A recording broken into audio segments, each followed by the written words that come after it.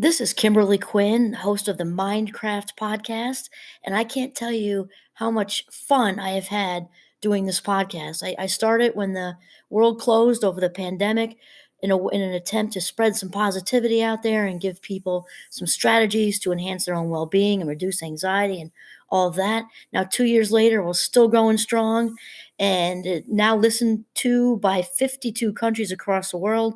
And I've even helped some of my students get going with their own podcasts. It's super easy to do. And I'll tell you, if you haven't heard about Anchor by Spotify, it is the easiest way to make a podcast with everything you need all in one place. I'll just explain for you. Anchor has tools that allow you to record and edit your podcast right from your phone or computer. When hosting on Anchor, you can distribute your podcast on listening platforms like Spotify, Apple Podcasts, and more. It's everything you need to make a podcast in one place. And best of all, Anchor is totally free. Download the Anchor app or go to anchor.fm to get started. It is a ball. Start today. Greetings, Minecrafters, and welcome to an exciting episode this morning, which also helped through the holidays and actually at any time. So, my name is Dr. Kimberly Quinn, and it is my pleasure to be here with you on this glorious day in northern Vermont with the snow sparkling away to talk about so I have a conversation about letting others be right. And it sounds so easy, but it's just so hard. And we can ask ourselves, why do we enjoy being right so much? What is it about being right that just gives us some kind of fix or inner thrill? Because we get all pumped when we're right. And it also comes down to do I really have this want or need to be right, or do I want to experience inner peace? So, of course, why it feels so good is because it's all about the ego getting, a big fix. The ego is getting a big fix when we're right because it's a way for us to. The ego likes to elevate, and even though it doesn't mean that we're being evil demons, right? It can be that the ego is a little out of whack, and it's getting some kind of fulfillment from elevating over somebody we may even really love and care about.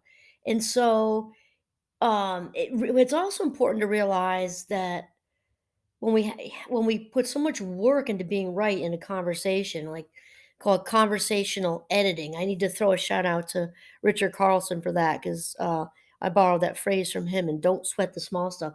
So when we edit conversationally, that takes an enormous amount of mental energy, so much mental energy, and it can also cause agita. Agita is an Italian word that just stems from agitate. When we get that just yucky feeling in our tummies, or it can just cause agita.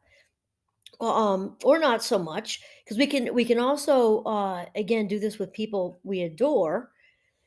And what else we want to say about this? I guess we have it in our heads sometimes that somehow it's our job, at least in that moment, in that conversation, that it's our job to educate someone, or to, prove to them somehow that our point of view is the right one. It can be about, current events or, politics, or it can even be within our own field, right?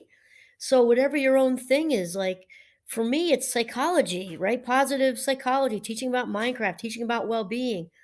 And still, in a conversation out there in the world, it isn't my job in any way, shape, or form to educate anybody on positive psychology or well-being. It's my job to educate my Minecrafters at Champlain, but that's really it.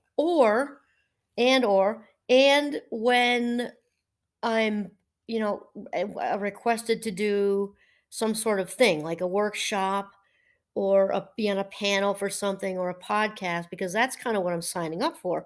But out in the world, it's not my job to educate anybody.